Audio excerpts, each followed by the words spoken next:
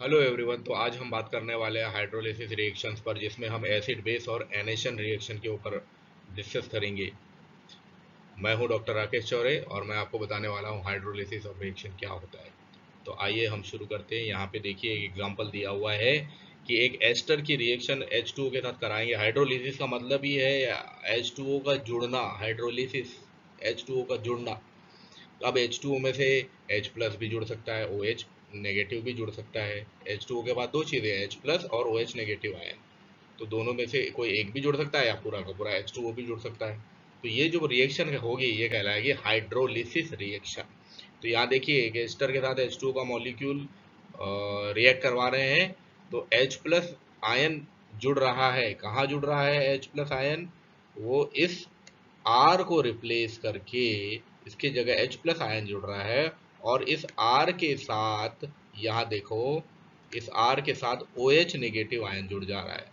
तो ये R O H मिलके एल्कोहल बना रहा है और ये हाइड्रोजन आयन यहाँ पे अटैच होकर और ये कार्बोक्सिलिक ग्रुप या कार्बोक्सिलिक एसिड बना रहा है।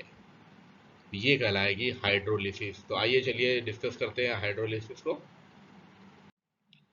तो सबसे पहले दिमाग में क्वेश्चन आता है कि हाइड्रोलिसिस क्या होता है। तो जैसा कि मैंने बताया कि हाइड्रोलिसिस जो है वो किसी रिएक्शन में, अगर हम इनऑर्गेनिक केमिस्ट्री की बात कर रहे हैं तो इनऑर्गेनिक केमिस्ट्री में लिगेंड्स को जब H2O का मॉलिक्यूल रिप्लेस करेगा तब वहां पे हाइड्रोलिसिस होगा।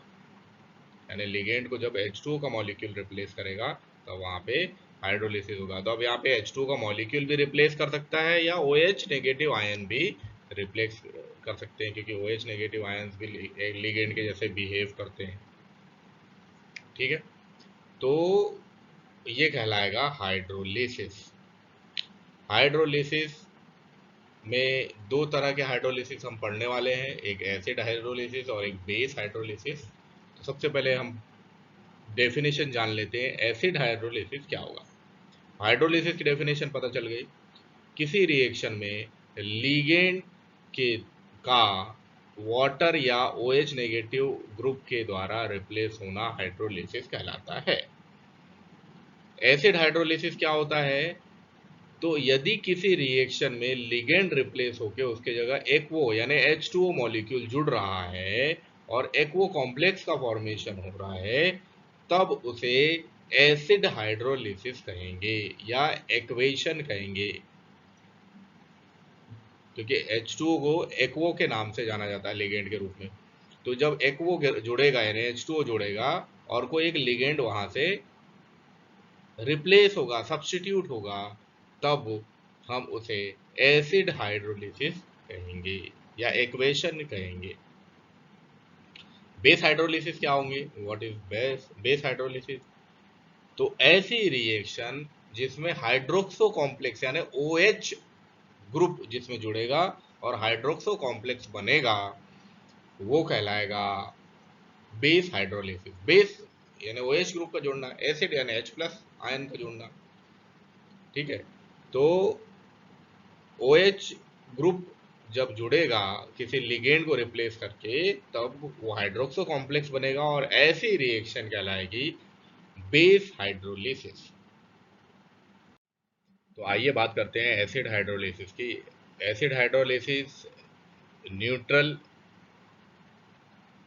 या एसिड सॉल्यूशन जिसका पीएच लेस देन 3 हो वहाँ हो पाएगा, जहाँ पे वाटर के जो मॉलिक्यूल है उसका रेट इंडिपेंडेंट होना चाहिए। ये कुछ शर्तें हैं इसकी। अब एक रिएक्शन हम देख लेते हैं जिसमें पेंटा अमीनो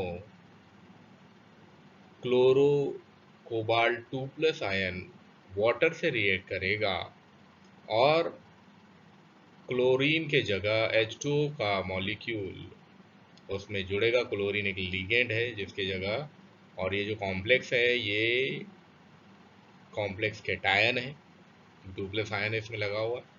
और नया कॉम्प्लेक्स जो बनेगा वो पेंटामाइन एक्वो कोबाल्ट 3 प्लस आयन बनेगा और क्लोरीन जो लिगेंड है वो बाहर निकल जाएगा। इसको बोलेंगे एसिड हाइड्रोलिसिस, जहाँ पे रेट के into concentration of CONH3 whole 5 Cl2+ होगा। तो मैकेनिज्म की बात कर लेते हैं, एसिड हाइड्रोलिसिस किस तरह से होगा। मैकेनिज्म में देखिए,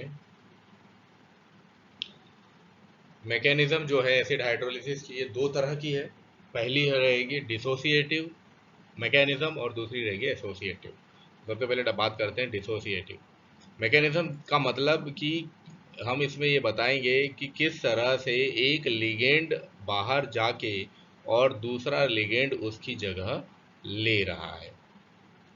तो हमारा जो कॉम्प्लेक्स है पेंटाअमीन क्लोरो कोबाल्ट 2+ आयन, ये जब रिएक्शन करेगा तो पहली जो रिएक्शन होगी, ये रिएक्शन रिवर्सिबल होगी। और इस रिएक्शन में एसिड डिसोसिएशन, के का मतलब है डिसोसिएशन कांस्टेंट, तो एसिड के ए का मतलब है एसिड का डिसोसिएशन कांस्टेंट। तो एसिड डिसोसिएशन कांस्टेंट जो कि जिसका रेट स्लो होगा और ये इंटरमीडिएट प्रोडक्ट बनाएगा।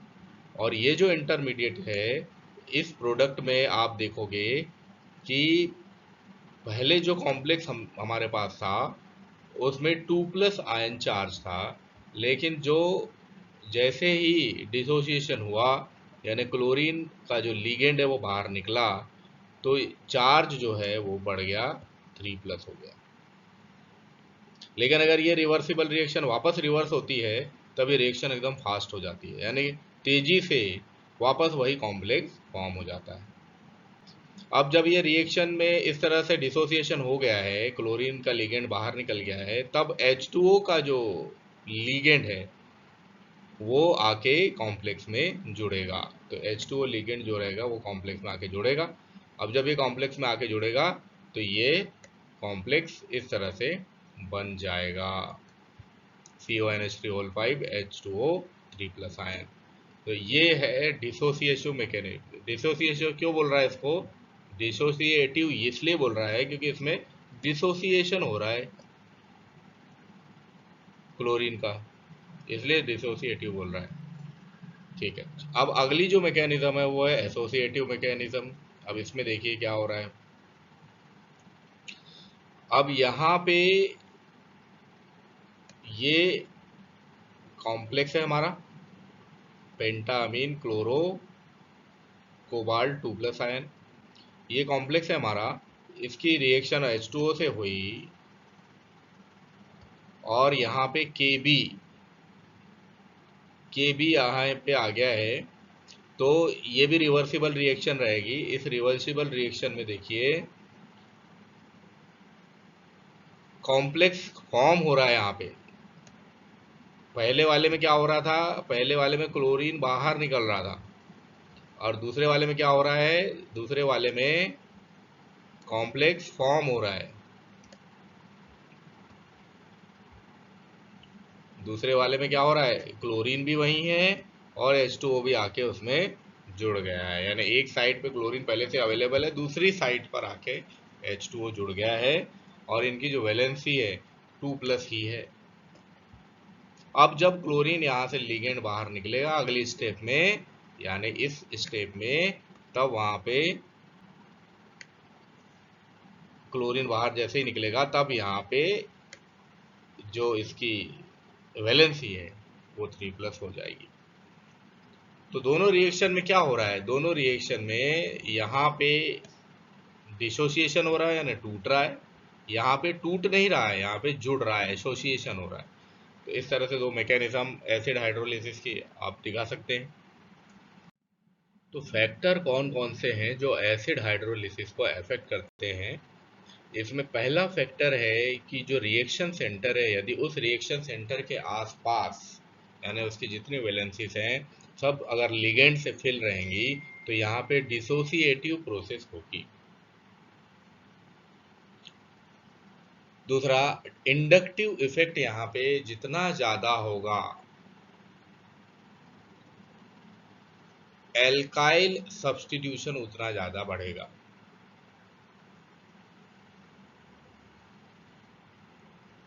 और यहाँ पे फिर डिसोसिएटिव प्रोसेस होगी। अब इंडक्टिव इफेक्ट क्या होता है कि मान लीजिए कोई लॉन्ग कार्बन की चेन है और उसमें अगर कोई इलेक्ट्रोनेगेटिव एलिमेंट जुड़ा हुआ है। इलेक्ट्रोनेगेटिव एलिमेंट यानी मान लीजिए क्लोरीन जुड़ा हुआ है। क्लोरीन क्या करेगा, क्लोरीन इलेक्ट्रॉन विड्रॉइंग ग्रुप है, यानी इलेक्ट्रॉन को ये गेन करता है, अपनी ओर आकर्षित करता है, खींचता है।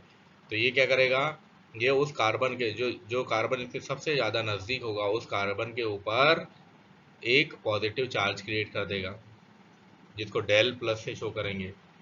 और उसका अगला जो कार्बन होगा उस पर थोड़ा कम पॉजिटिव चार्ज होगा, यानी उसको डेल डेल प्लस करेंगे। अगले वाले में डेल डेल डेल प्लस, यानी और भी कम पॉजिटिव चार्ज इंड्यूस करेगा।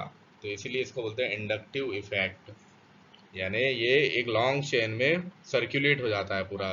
ये जो इफेक्ट है, या तो ग्रुप विड्रॉइंग हो या फिर ग्रुप डोनेटिंग हो, दोनों ग्रुप हो सकते हैं। डोनेटिंग भी हो सकता है, इसलिए इसको प्लस आई और माइनस आई से शो करते हैं। तो इंडक्टिव इफेक्ट जो होते हैं वो एसिडिटी और बेसिसिटी को दिखाने के लिए सबसे इंपॉर्टेंट चीज़ है। तो अगर इंडक्टिव इफेक्ट होगा तो उस वजह से डिसोसिएटिव प्रोसेस होगी। मेटल पर जितना चार्ज होगा, यानी जितना चार्ज बढ़ेगा रेट उतना उतना कम होता जाएगा। इस वजह से भी डिसोसिएटिव प्रोसेस होगी। अगर किसी लिगेंड के पास लोन पेयर है तब वहां पे डिसोसिएटिव प्रोसेस होगी। यदि कोई लिगेंड इलेक्ट्रॉन विड्रॉ कर पाता है मेटल सेंटर से, सेंट्रल मेटल से, और वहां पे इलेक्ट्रॉन पेयर्स का डीलोकलाइजेशन हो जाएगा, तब वहां पे एसोसिएटिव प्रोसेस होगी। यानी ऐसा लिगेंड जो न्यूक्लियोफाइल हो, तो ऐसा लिगेंड जो न्यूक्लियोफाइल होगा वहां पे एसोसिएटिव प्रोसेस होगी। जैसे OH नेगेटिव आयन, इसके पास लोन पेयर रहते हैं, तो ये क्या करेगा, ये एसोसिएटिव प्रोसेस करने में रोल प्ले करेगा।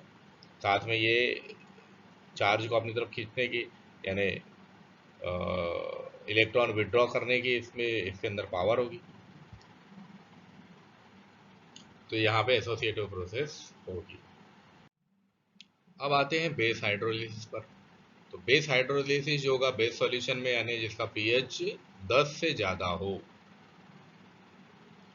जिसका पीएच मोर देन 10 हो, तो ऐसे सॉल्यूशन में बेस हाइड्रोलिसिस होगा। यहाँ पे भी दो तरह के मैकेनिज्म जो ऑक्टाहाइड्रल कॉम्प्लेक्सेस है उसमें दिखाई देती है। इसमें एसोसिएटिव मैकेनिज्म जो होती है वो SN2 होती है। SN2 का मतलब न्यूक्लियोफिलिक सब्स्टिट्यूशन 2।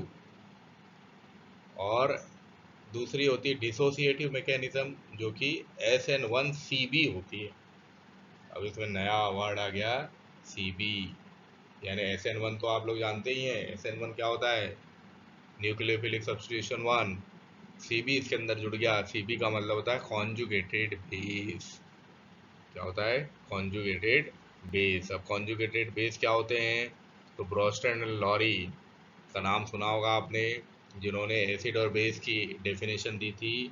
उन्होंने बताया था कि जो H प्लस आयन रिलीज करते हैं वो एसिड होते हैं और अपना कॉन्जुगेटेड बेस बनाते हैं, यानी एसिड अपना H प्लस आयन डोनेट करके कॉन्जुगेटेड बेस बनाएगा। जैसे H2SO4, इसको जो वाटर में घोलेंगे, H2O में घोलेंगे, तो ये HSO4 बनाएगा। तो H2SO4 तो एसिड है, वाटर में घुल गया, तो इसने क्या किया, इसने अपना H प्लस आयन दे दिया H2O को। अब ये रह गया HSO4 नेगेटिव। अब ये बन गया कॉन्जुगेटेड बेस। एसिड से बन गया क्या, वो कॉन्जुगेटेड बेस। और H2O जो था वो क्या बन गया, वो बन गया एसिड, H3O बन गया वो, यानी वो बन गया कॉन्जुगेटेड एसिड। तो इस तरह से बनते हैं। तो S1CB जो रहती है वो SN2 मैकेनिज्म से ज़्यादा फेवरेबल होती है बेस हाइड्रोलिसिस के लिए। SN1CB का मतलब nucleophilic substitution 1 conjugated base reaction. तो कॉम्प्लेक्स की जो एसिड बेस प्रॉपर्टीज होती है वो न्यूक्लियोफिलिक प्रॉपर्टी के लिए बहुत ज़्यादा इंपॉर्टेंट होती है, जिस खास तौर से OH नेगेटिव आयन के लिए। और ये जो प्रॉपर्टी होती है SN1CB मैकेनिज्म में सबसे ज़्यादा इंपॉर्टेंट रोल प्ले करती है। नॉन हाइड्रोक्सिलिक सॉल्वेंट जो होंगे उनमें ये रिएक्शन यदि होगी तब डाइमिथाइल सल्फॉक्साइड सॉल्वेंट का उपयोग किया जाएगा। अगर जहाँ पे नॉन हाइड्रोक्सिल सॉल्वेंट है जैसे कि डाइमिथाइल सल्फॉक्साइड, तो वहाँ पे अगर इस तरह की रिएक्शन होती है तब वहाँ सॉल्वेंट का उपयोग करेंगे और इसको SN1CB मैकेनिज्म के द्वारा बताएंगे, ना कि SN2 मैकेनिज्म के द्वारा। तो अब आइए बात कर लेते हैं SN2 या एसोसिएटिव मैकेनिज्म की। तो SN2 मैकेनिज्म का मतलब nucleophilic substitution second order reaction mechanism. Associative है, इसका मतलब इसमें से कोई भी लिगेंड अभी बाहर नहीं निकलेगा इंटरमीडिएट स्टेज में, जब प्रोडक्ट फॉर्मेशन होगा तभी बाहर निकलेगा। तो इस रिएक्शन में देखिए ये हमारा कंपाउंड हो गया, हमारा कॉम्प्लेक्स हो गया, penta amine chloro cobalt 2+ ion OH के साथ रिएक्शन हो रही है और ये रिएक्शन फ्लो चलेगी। ये रेट डिटरमाइनिंग स्टेप होगी, क्योंकि हम जानते हैं हमेशा जब भी जो स्लो रिएक्शन होती है वही रेट डिटरमाइनिंग स्टेप कहलाती है। फास्ट रिएक्शन कभी भी रेट डिटरमाइनिंग नहीं होगी, इसका ध्यान रखना है आपको। तो इंटरमीडिएट पोजीशन में देखिए दोनों ही लिगेंड साथ में जुड़े हुए हैं और जो केटायन है वो 2+ के बजाय 1+ हो गया है, यानी इसकी वैलेंसी +1 में आ गई।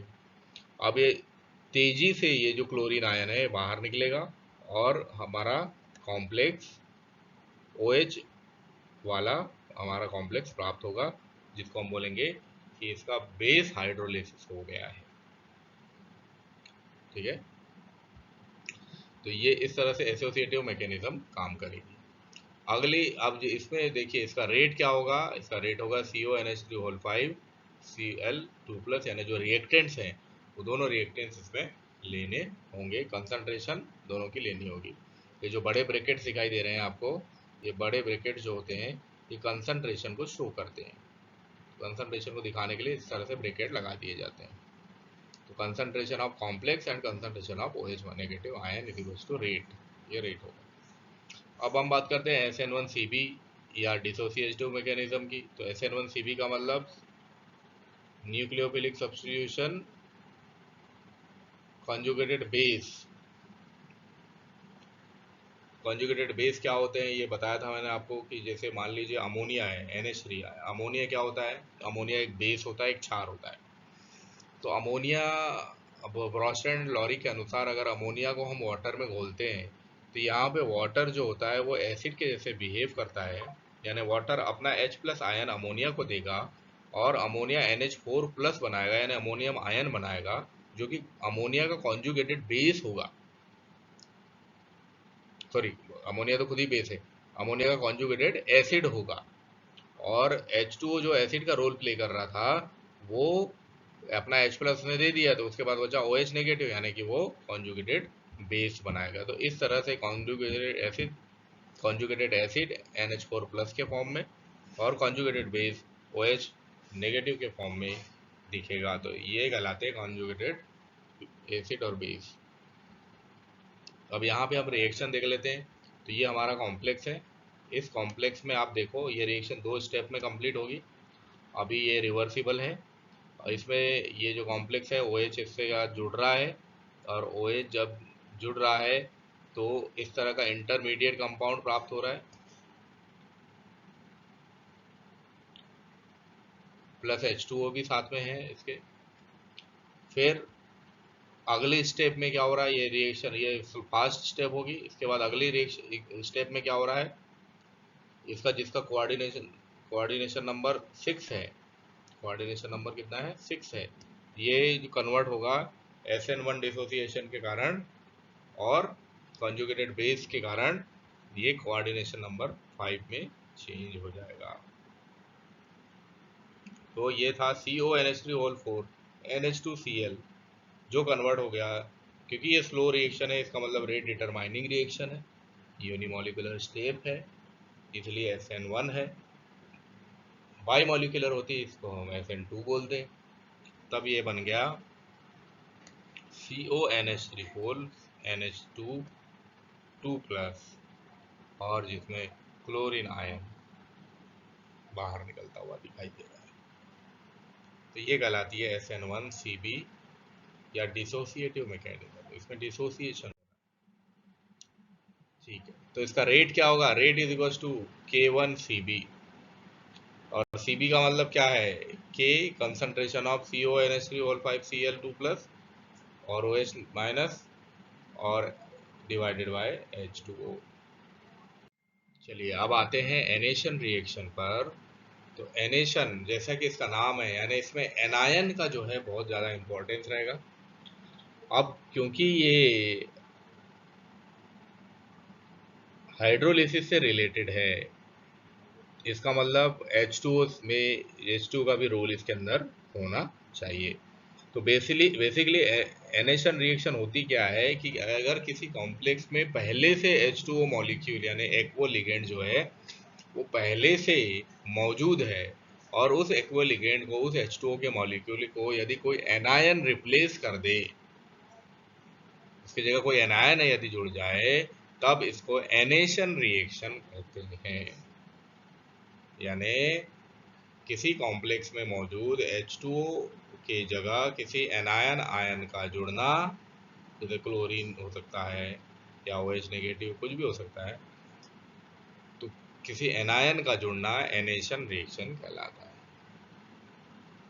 यह एसिड हाइड्रोलिसिस की रिवर्सिबल रिएक्शन होती है। एसिड हाइड्रोलिसिस में क्या हो रहा था? एनायन हट के उसके जगह H2O जुड़ रहा था, यहाँ पर H2O हटा के उसकी जगह एनायन जुड़ जाएगा। तो ये एसिड हाइड्रोलिसिस की रिवर्सिबल हो गई, रिवर्स हो गई। ये जो रिएक्शन होती है ये बाई मॉलिक्यूलर होती है, यानी SN2 टाइप की होती है, और इसमें जो रेट है वो कॉम्प्लेक्स की कंसंट्रेशन पर डिपेंड करता है, और साथ में एनायन की कंसंट्रेशन पर भी जो है रेट डिपेंड करेगा इस रिएक्शन का। एग्जाम्पल के तौर पे ये रिएक्शन हमने ले ली है। इस रिएक्शन में देखिए CONH3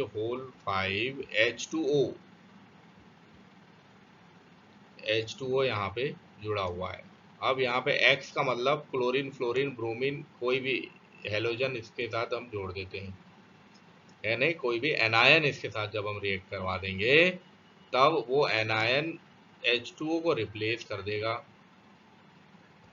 और यहाँ पे आप देख सकते हो 3+ आयन था, अब ये हो गया है 2+ आयन। क्यों? क्योंकि एक एनायन इसके अंदर जुड़ गया